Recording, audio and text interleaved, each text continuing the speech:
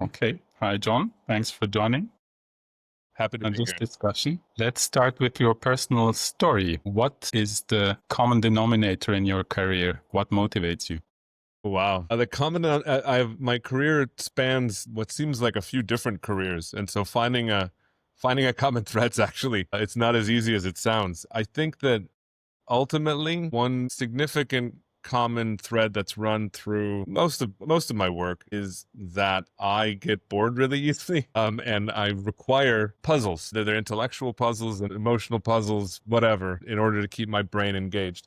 And that's not to say that I'm some kind of gifted human. It's just the way that I work. And I think that what I found was that in my more recent developments of my career, the problem sets are infinite. And so there's no end to the challenge, at least for me or someone like me, to keep me engaged. And so I love my job, and every day is a pretty significant new hill to climb.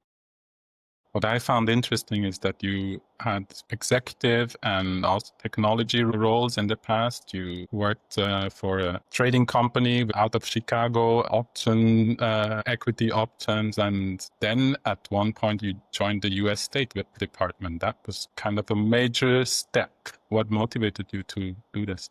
Yeah, that was a huge pivot for my career. I think, but addressing kind of the earlier shift from technology, like actively doing technology work, to say management or product development or business development, is really in keeping with that previous theme. I found that technology problems, although very challenging to me and my mastery of mathematics, for instance, they only scaled upwards in complexity and size, not necessarily in breadth. And so making that shift away from being an active sort of engineer or security consultant from a technology perspective really opened up my brain to solving problems that are more found with humans and human interaction, right? Of which there's at least 8 billion of us, and then many different ways beyond that we can all interact with each other. And so really was a sort of a massive expansion of the puzzles that I like to work on. The movement into the State Department, I think, was unexpected by everybody, most of all me. And the story behind that was kismet. I had my mind open to an opportunity to work just about anywhere because I was recently married, and we had decided as a family that we wanted to live abroad, especially before we had a bigger family, and I had never done that. I'd never lived outside of the US, and so I really had to cast a fairly wide net into my own network to say, hey, does anybody know anything that I could do from other parts of the world? And I was introduced through a number of personal connections to a part of the State Department that was working on some really interesting problems and taking a fairly innovative mindset in solving those problems. And they took a chance on me, I took a chance on them, and we did some extraordinary things together. It was truly a transformative experience for me, and very humbling as well. I think it's too easy these days, especially looking at sort of all the big personalities that seem to be winning in the political game. But there are a lot of human beings working for each of our governments, and the vast majority of them are incredibly dedicated, incredibly hardworking, and incredibly qualified. And I thought differently when I joined the State Department. And it really was by seeing the work that they do up close that I gained an extraordinary appreciation for the type of person that goes into service like that. And it is service. Doesn't pay as well as the private sector. The hours are terrible. The exposure to really painful, difficult things is really endless. But people want to make the world a better place by working through their government. And I think that I learned a lot about that, and I learned a lot about my own shortcomings, I think, in my worldview by working on that job. And it also brought me into community with an exceptional group of human beings, Syrians in this case, who were trying to make their country a better place in the midst of a horrific war. And they didn't want to pick up guns to do it. And it was really through working with them and trying to find different ways to solve those problems and create safety for people who didn't opt into that conflict that I really got the idea to start this company that I'm currently working with. When you were based in Turkey during 3 years for the State Department, you got this glimpse into the horrors of war. What was the work that you did there that afterwards led to this idea of HANA? The work that I did for the State Department was primarily was concerned with working with peaceful activists, mostly in the realm of citizen journalism. So we identified that there were a lot of young people who had their educations or their early careers interrupted by this horrific war, and they wanted to get the story out to the rest of the world about what was happening in their country, right? A lot of international news organizations were not able to operate in Syria after the outbreak of the war because it was an incredibly dangerous place. And that left basically just state news, which is obviously an apparatus of the people who were in charge. And so they wanted to get a different story out, a different perspective. And it was sort of through my work with them and through the stories that they told that I really got a relatively front row seat, obviously very much from the safety of an adjacent country, but into the incredible and awful things that people were doing to each other in Syria. And I thought chief among those was the use of indiscriminate violence. And so you had incredible amounts of bombs dropped on civilian communities, infrastructure. And I just thought that really can't just be let to happen. Someone should do something about that. And when I worked for the State Department, there was talk of using a no-fly zone that didn't go anywhere. And I thought, okay, well, what if we could tell people using sort of intelligence sources and methods before bombs dropped on them? It obviously doesn't stop anybody from dropping a bomb, but at least it gives people a little bit of agency. And we happen to have also a front row seat to the incredible and increased availability of intelligence. The Syrian civil war was the most well-documented war in human history up to that point, and it might now have been surpassed by the war in Ukraine. But at the time, citizen journalists, regular people with social media accounts were doing extraordinary amounts of documentation and putting it online where anybody could get it. It was very ephemeral. A lot of it disappeared, and most of it's gone now. But this was a before unseen thing. And so suddenly we had access to incredible amounts of information. And so I thought, wow, we could really use this massive exponential increase in intelligence, both open source intelligence, which is people posting to YouTube, Twitter, whatever, and commercially available intelligence, which you could look at as anything that you can go buy. And that's satellite imagery and things in that sort, which are also massively increased in availability and quality and reduced in price as more and more people did it. So you had these things joined a few years later by the revolution in compute, right? We're all dealing with this now, all these competing foundational models that have tens of billions of dollars of research poured into them just being given away. So you combine this incredible availability of information, historically incredible available of information, with before unimagined amounts of computing power, and now you can do some really neat things. So really the genesis of Hala was, hey, can we use intelligence that's out there, either to buy or to grab, process it using kind of artificial intelligence or machine learning techniques, and actually use that to generate something of value for people to help them make better decisions or take action. And specifically in the case of Syria was, can we deliver this information to people and help them save their own lives in the case of indiscriminate violence? And that was really the kind of origin story of Hala. And we've been doing it for the last 9.5 years now. Maybe when you described what you saw and your ideas what to do about it, what is still lacking is usually people just observe these things and nothing gets done. It also needs like a moment of inspiration and obviously a team or a co-founder. How did you meet your co-founder and when did you decide really to go? Yeah, no, I think my co-founder, Dave Levin, was just as annoyed and frustrated by kind of traditional approaches to solving these problems as I was. He came from a slightly different background, a lot more educated, and a lot more experienced in, say, the consulting world, and had done some extraordinary things. But he was also kind of really dissatisfied with the overall reaction to the world to this awful thing that was happening in Syria. And so we were put in touch by mutual friends and hit it off immediately. He moved to Istanbul really without much hesitation, and we teamed up with sort of our third co-founder, a Syrian gentleman, to go run at this problem. And we did it really because no one else was going to. And it was one of those moments where you think to yourself, when I'm hopefully 90 years old what will I regret?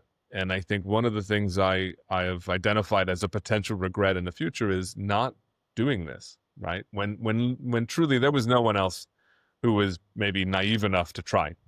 And that's probably a big part of it. We were too dumb not to do it, but we knew that no one else was going to do it, and we felt like a real imperative to give it a shot. And really very few people believed that it was going to be possible, but some investors, some very early supporters took a chance on us, as did the US government at the time. And they provided the very first funding, very small, very modest, for us to implement this. And it worked, to much to everybody's surprise. And it worked probably better than I imagined it could. Okay, then let's tackle the question really, what different problems does Hala solve? Yeah.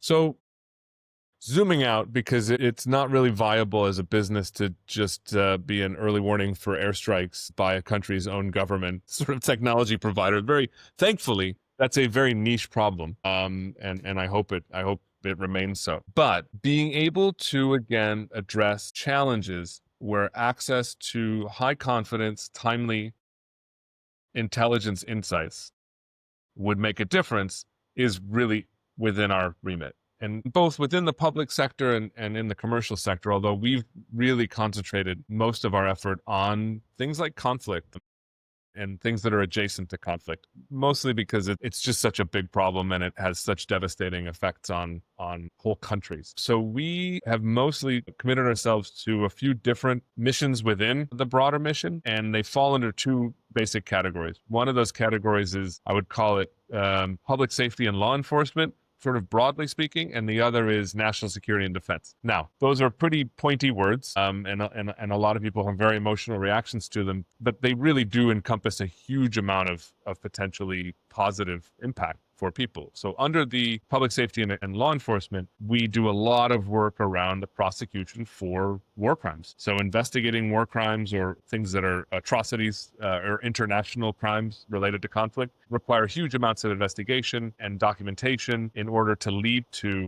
effective prosecution. We do quite a bit of work in that space. It can be extended into slightly more national law enforcement work, but we have not yet tackled that. But the documentation of evidence of things happening, the investigation of crimes, especially horrific crimes that are fairly large in nature and leave traces, frankly, really a good problem set to tackle with intelligence analysis, remote sensing, and some of the other methods that we use. On the national security and defense side, I mean, really early warning is a national security and defense capability, like the ability to tell people before someone's going to come attack them is really falls under that. I would say that as opposed to investigation or investigating things, which is really kind of the main activity within law enforcement and public safety, monitoring or watching spaces for things that change or indicate potential danger is really the main activity in the other realm. And so that means,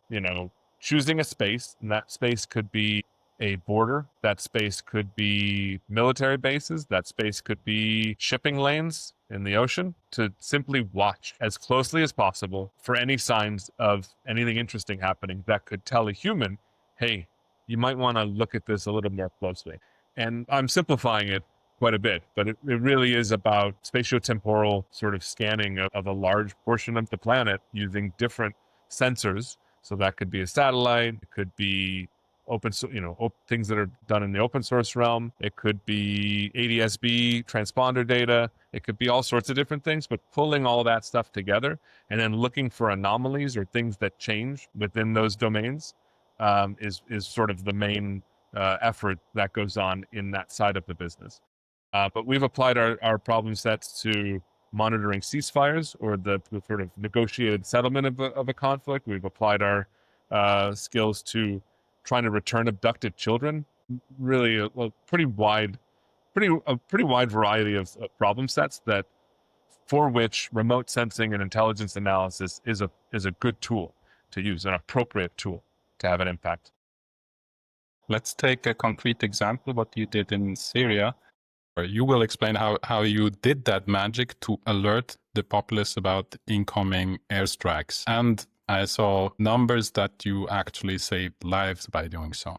Can you please explain how that worked? Because there was hardware involved, there were plane spotters involved, human sensors, if you want to call them, quite a large set of data. Yeah. Yeah. So we've generally taken the approach, at least historically, that we really just want to get the best data sets for the job, right? So we're agnostic about which data to use. We just want to get as much of the right kinds of data as we possibly can so that we can apply analysis to it and processing to it so that we can have some sort of actionable insight derived from it. In the case of Syria, and in the case of the early warning system for airstrikes, the best source of information that we thought we could run analysis on and do prediction was actual human spotting of those aircraft, either in flight or sort of within a takeoff ready posture. And so we found that there were actually lots of people doing that job already. There was a very ad hoc network of spotters who had decided they were going to take this on and were sort of doing, again, ad hoc reporting into WhatsApp groups and Telegram groups from the early part of the war, saying like, hey, look out, in this village, like we think that there might be something coming. But it was very noisy and they weren't really working together. And so the first thing we did, very untechnologically, was just get them all to work together with us, right? Just reach out to them and develop relationships. And like old-fashioned diplomacy, say, hey guys, we can do a lot more for a lot more people and save a lot more lives if we all just work together. And I'm simplifying it. It was harder than that, but not that much harder, right? The people who did that job were doing so at risk to themselves, and their only goal was to warn people before someone dropped a bomb on them. So we were aligned, right, with our values. And the next thing we wanted to do was take their incredibly practiced skill of identifying airframes and grab that unstructured reporting that they normally did and just get it into a structured format so that we could exploit it with technology. So we made a very simple Android application that they used to essentially convert what they normally did, but into structured reporting. Very simple reporting too. This kind of aircraft, whether it's fixed wing or helicopter, looks like it's going in this direction and roughly in this place. That's it.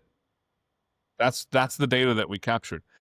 And with one of those reporting, the sightings, you can sort of create a cone, right? If you know how fast airplanes go, how much fuel they've got, and where they generally fly, and where they've attacked before, you can kind of have a cone of potential. The more sightings of that aircraft that you can get in, at one point we had pretty awesome coverage of the air above Syria. So we would get sometimes a few spottings of the same aircraft, and we could disambiguate them to some extent.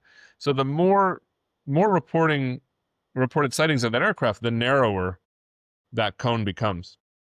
And we had different thresholds for different levels of warning, but as soon as we got to a certain confidence level, either because we had multiple sightings or because we actually had reporting of an aircraft kind of doing pre-attack reconnaissance above an actual location, we would trigger the creation of a warning. And the warning initially went out over Facebook Messenger and Twitter and like whatever we could, right? Again, we were agnostic on how to deliver that information. We just wanted to get it into people's hands where they were already collecting information and so that they could use it. Ultimately, what we ended up doing and realizing was that the best way to get this information out is the old way. Air raid sirens or warning lights or buzzers or sirens of some kind. Basically, you don't need an app, you don't need internet access, you don't need anything. Someone needs to be able to use one of their main senses and go with it. And so we actually created hardware, fairly simple, some of it. One was we called a relay or an actuator. It just flipped a switch on an air raid siren when a certain parameter was passed to it from our.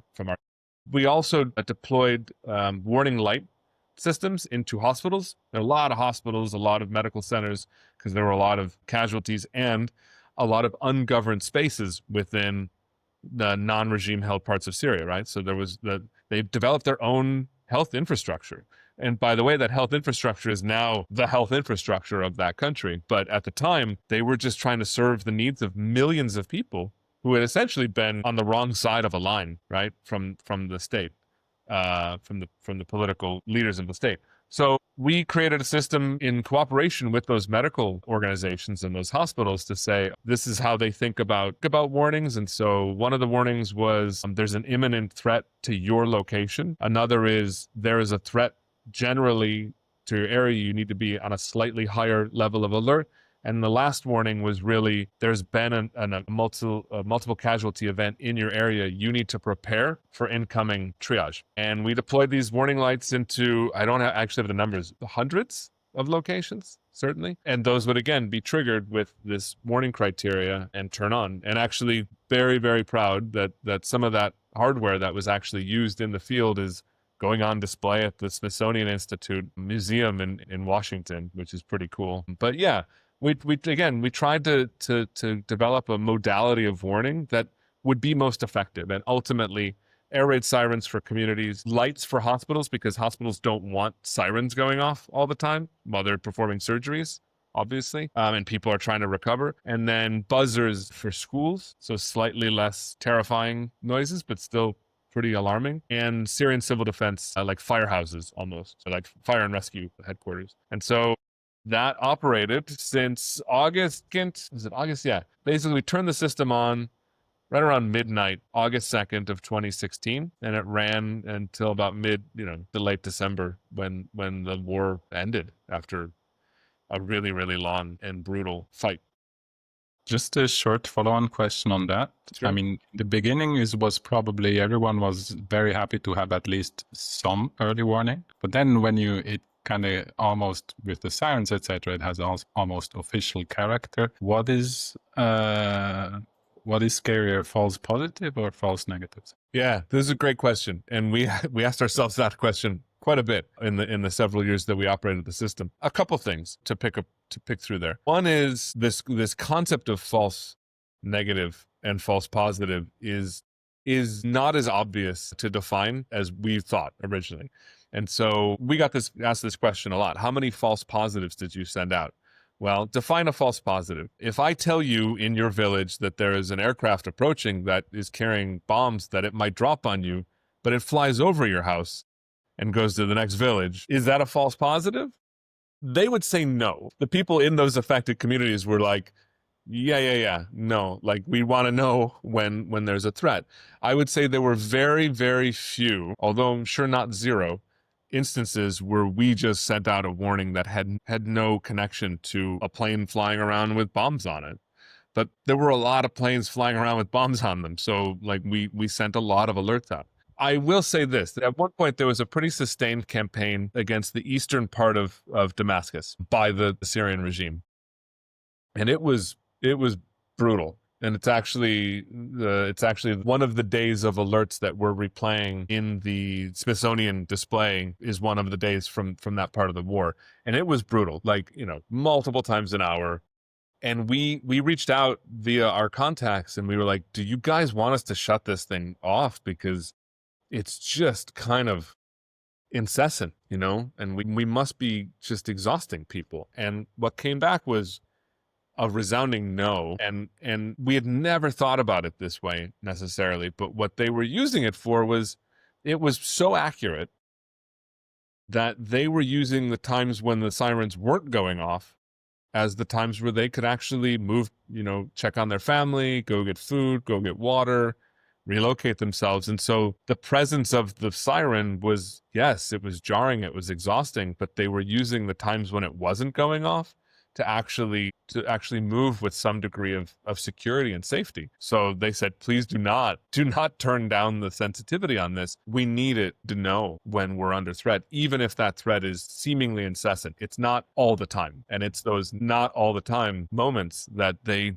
desperately needed in order to sort of go about the things that they needed to do, which was a real surprise, frankly. I really didn't think that that's how one of the ways it would be useful, but it turned out it was. And so we checked multiple times. We asked the question, are you warned? Not enough, just enough, too many times. You do surveys, right? Like just like anything else. And overwhelmingly it was, keep going, don't turn it down. Like we are willing to put up with some degree of a heightened sense of fear if it means that we'll know when we need to be afraid. Because the thing is, if you don't have that information, then you lack the agency to ever not be afraid, right? You remain afraid 24/7 without something that you can count on with some degree of confidence. And we were not perfect. We didn't see everything. We didn't hear everything. We didn't warn everything effectively, but it was way better than nothing. And I think that's ultimately sometimes the decision you have to make in a situation where there is no perfect, right? There's no optimal. Optimal is people don't drop bombs on their own citizens. Like that's that's the best case scenario. We were very far away from that. And so doing something we believe saved a lot of lives, and we were very, very conservative in our estimate of how effective the system was, because we didn't want to be sort of those folks who are like, we've saved 1 million people's lives because that's good for advertising. We were very, very conservative, and we were very careful not to inflate our numbers, because frankly, one is enough, right? And it was a lot more than one. So Thank you. Let's turn to the other topic that you mentioned, the documenting of war crimes. So I saw that there have some exponents of the Syrian regimes have just received sentences. One recently in Frankfurt, a life sentence for a doctor that worked in a hospital that was like a butcher. What kind of war crimes can you document, and how do you do that? sure. And I will caveat all this by saying I'm not a lawyer, but we didn't set out to do documentation of war crimes. We didn't set out to work in accountability or law enforcement or any of that. But what we found was, because of how closely we had to watch what was happening in the country, and the way in which we were doing it had to be fairly technologically sound, meaning like good data integrity, good storage techniques, like good data hygiene, because we needed to use clean, good data and lots of it in order to predict where harm was going to happen. And then afterwards, we needed it to review how well we did, right? So that we could iterate and improve the system. And so we ended up being very, very, very closely observing everything that was happening, at least from an air war perspective. That led us kind of naturally to be helping people who were doing that kind of work, that investigatory work into atrocities. And there were many committed, right? Not just by the Syrian regime either. There was specific targeting of civilian infrastructure, specific targeting of healthcare infrastructure, things that were on lists that said, do not blow this thing up, and they blew it up, and they did it purposefully. They targeted gatherings of civilians. Like, really, it's bad stuff, like real nasty movie villain type stuff, because that was effective, by the way. Like, and it was the regime's sort of approach, because it didn't have a huge, endless amount of resources, was to try and reduce the resolve of the people who were resisting against them. And there's a really good way to do that, and it is to horrifically traumatize the entire populace until they just give up. So anyway, I don't think this is a controversial thing. I'm really careful about saying evidence versus potential evidence versus information, because we are not adjudicators, we're not activists, we're not advocates, we're just observers. But it was, again, fairly uncontroversial to say there was some really bad stuff being done systemically and with malice aforethought, right? Like, that was the goal. And we were able to observe some of that premeditation. We were able to observe those actions. We were able to document kind of command and control actions. This person ordered this person to do this thing, and this person confirmed that they were supposed to do that thing, and then they did that thing, mostly through the monitoring of unencrypted radio communications. So we learned early on that some of those spotters that we were working with were actually able to use police scanners, like normal, we call them police scanners in the US. I don't know what you call them, but radio frequency, scanners, to just listen to conversations between pilots and air traffic controllers, because they were unencrypted. Anybody who went there with a commercially available monitoring system could have listened in. Anyway, we realized that this was very interesting, but that nobody that we knew of was actually capturing this stuff. And so we worked with some people and deployed some listening capabilities, and then started collecting and started listening. And we captured something like 80,000 communications. And in some cases, they're very explicit about what they're about to do. And we contributed to a New York Times article that they won a Pulitzer for, where in that particular situation, it was Russian bombers who were targeting a healthcare infrastructure that was on the UN no strike list. And they were pretty about doing so and unafraid. I mean, there was nothing to be afraid of from a tactical perspective. Nobody had responses to fixed wing bombers in Syria, at least not in the Syrian opposition or non-regime held areas. And so they weren't afraid of talking because there was no one who was going to shoot at them, at least at that stage of the conflict. And we were the ones who were getting this. And we said, okay, we need to get much smarter and much better at capturing this sort of data, at analyzing this data and deriving insight from it. And so we started working quite a bit on audio processing. And so we're able to do some pretty neat things using AI, and from the simple, which is translation, transcription of audio in certain languages, all the way to entity extraction, reasoning, kind of more advanced intelligence processing of those conversations. And those conversations are pretty loud evidence of potential war crimes. Again, I'm not a lawyer. I don't get to decide what is a war crime and what is not. I don't get to decide what is evidence and what is not. But as someone who is responsible for observing, we get to decide how to take care of that information, how to preserve its integrity, how to make sure it doesn't get deleted or lost, and to make it available for those who are working on things like now transitional justice in Syria, right? You have a country who's sort of starting from zero again. And part of any post-conflict, successful post-conflict, is transitional justice. It's reconciliation. It's finding it's holding those accountable for the crimes that they committed, even if you forgive them afterwards. It's an integral part of getting back to peace after a very long war. So playing a part in that is extremely, I feel like a fairly significant responsibility. And you mentioned the work that Germany, I believe, is doing on what they call universal jurisdiction, in which they have innovated, which is amazing. There's not a huge amount of innovation in the international accountability space, right? It's a fairly slow-moving, technophobic kind of field, and I don't mean that in an insulting way. It's just it's the law, and law moves and changes and evolves rather slowly, probably for the best. But Germany has actually been incredibly innovative in saying, hey, we are going to hold people accountable, even if they're not here, even if they're not in the country that they committed that crime in. And I think it's amazing. I mean, I think it's extraordinary work. And I think given kind of the world in which we live, where there are spoilers to any kind of truly international approach to justice and accountability, you need innovation, because you can't just lock things down so that no one's ever held accountable for committing terrible acts. That's not a world anybody wants to live in, even the people who act as spoilers. And one reason why I really looked forward to this conversation is a little bit this dystopian image one can get about role of technology in conflict. AI can do bad things. We will have maybe autonomous killing systems around. So technology can make conflict much worse, but now, as we heard, it can also be used to keep scores and hold people accountable for what they did. So this is a very good message. Do you think that the utopia of AI or other technologies being a force for peace is still possible? No, probably not. I don't. It's hard to imagine utopias in this world in which we live. I think that we give AI way too much credit, both in the good and the bad, honestly. I think it's an extraordinary technical development, right? But it's still just a tool. And I remember when there was a huge uproar about Israel using kind of AI to do as a target selection or something. But the thing that people got really angry about, and I get it. There's a lot to be angry about in that conflict.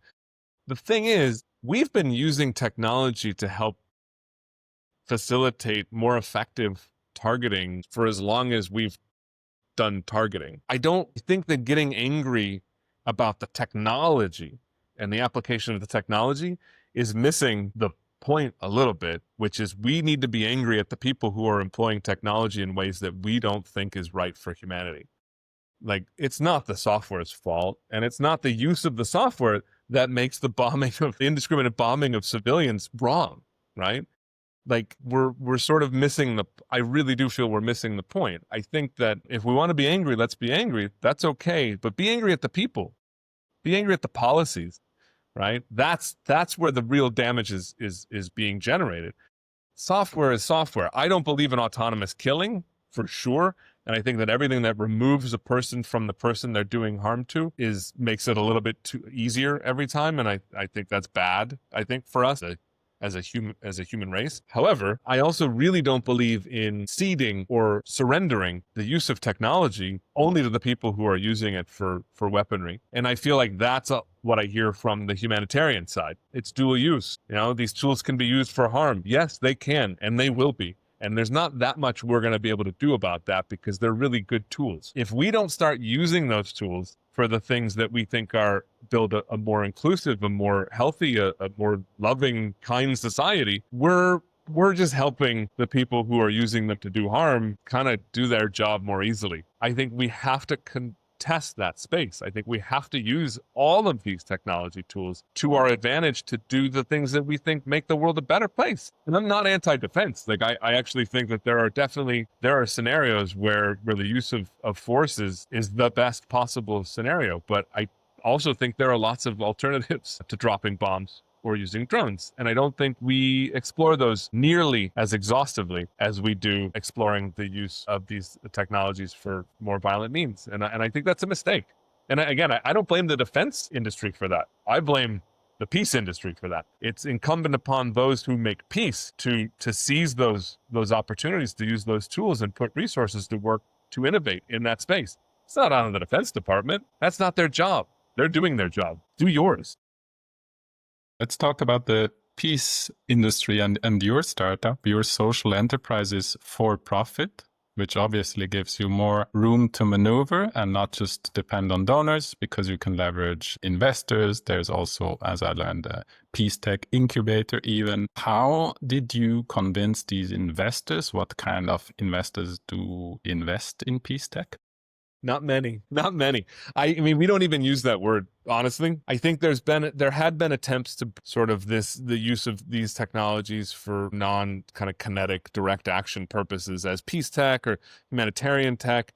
I think those became, with all due respect to people who use them and have put them to use, I think they became radioactive. And I think that, again, dividing sort of all of this stuff up into camps that are for peace and for war I don't think it worked. And I don't think there are that many extremely successful unicorn companies that came out of peace tech initiatives, which that's where the capital goes to where the capital works, right? And so bifurcating defense tech into defense tech and peace tech, but really kind of sometimes the same thing. Like we have a bunch of things that we can do for national security and defense, both for many different reasons. I think bifurcating that space into us and them, it doesn't work. It doesn't work. I don't think it helps. I think that different companies have different values and they apply those values in the way that makes sense to them and their board or their shareholders. Saying that we're a peace tech company, it didn't get us much. And that's a real bummer, right? Because it would have been great had there been this incredible conflagration of investment in companies that were trying to have this double bottom line. But it's harder to make money doing it that way, right? And so there's a reason why you don't have trillion-dollar companies that are just doing nice things. Like it is not generally the most profitable way to conduct a business. And that's okay, right? And we should be okay with that. But I will say this, that our investors are awesome and basically believed in the double bottom line, believed in our kind of cockamamie viewpoint, which is that it's a false choice between doing good and doing well. And we don't want to make that choice. And we think we can make good decisions to work with defense and intelligence and still maintain our values. And they believed in that and they believed in us. And so they gave us some money and that was great. I would say we are not generally, like beating off Sandhill Road venture capitalists with a stick, right? Like we're not generally going to show a horizon for our work. I mean, I think we run a successful business. I think we generate a reasonable amount of revenue, and we're kind of making that transition to improving our margins by having real commercially viable products and capabilities and a go-to-market. And we're okay with that. That's actually great. I would love to be incredibly successful without taking another dollar from an outside investor. And that's nothing against investors. It's just, can do it without taking money. Like, I think that it affords you greater flexibility and greater agency in your decision making. I think that I do believe in running for-profit social enterprises. I think that more people should do it. I think we have a safer sort of environment for investors. And I think we have to be able to, it's incumbent on us to show how the good that we're doing actually is profitable and good for, if not us, our bottom line, then the world's bottom line. Like, and that's on us. Like, I think that people who work in this space have to get better at quantifying impact, because investors need to realize impact, and they can change the lever on whether that impact is strictly fiscal or something else. But if we can't explain how we're making the world a better place or what sort of positive impact we're having, then no one should give us money, right? That's our job. That's our job, right? And so I think that there's still a long way to go in this space before investors feel informed, safe, and as like good stewards of their capital by really going heavy into kind of pure peace tech or humanitarian tech plays. There aren't that many companies who are crushing it in that space. And so I kind of reject being in that space because it's not a real great recipe for success. Understood. Let's finish with maybe an outlook on the foreseeable future. As you said, just the early warning for armed conflict is maybe a bit too much of a niche. You mentioned that with your capabilities, you can monitor a lot of places, situation, borders, the Strait of Hormuz, whatever. How do you see Hala evolving in the next few years?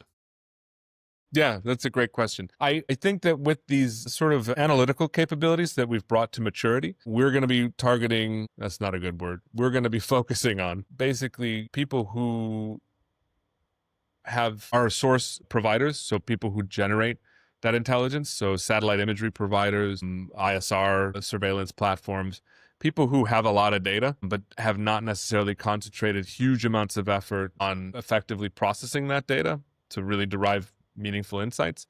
I think we've got a lot to offer those folks. I think that the applications within, again, national security defense, search and rescue, disaster response, and public safety and law enforcement are myriad. And so we're going to explore how we can apply our analytical capabilities, our processing capabilities to solve those problems by partnering with organizations that do imagery, for instance, or collect audio. I think that the last 6 months have been pretty wild for planet Earth. And I've also seen a fairly significant shift in, say, Europe's attitudes towards pragmatic actions in defense of Europe. And I think that yields a lot of opportunities. And this is I'm not the first person to say this. Like, American venture capital is pouring into European defense tech companies because everybody's seen the recommitments to NATO obligations, and that's going to create a huge amount of opportunity for people who are there to help Europe's capacity in defending itself. One of the big limiters,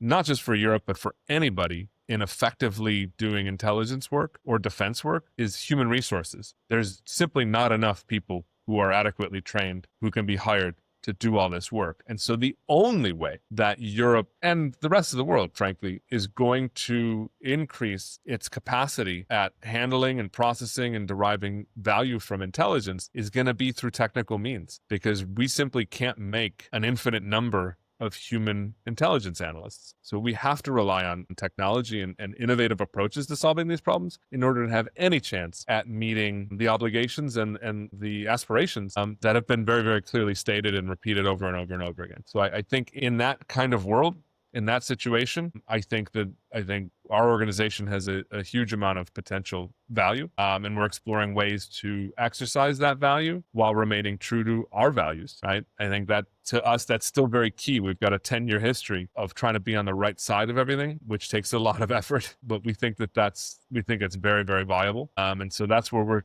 concentrating our efforts right now. Thanks a lot, Ken. That was very interesting.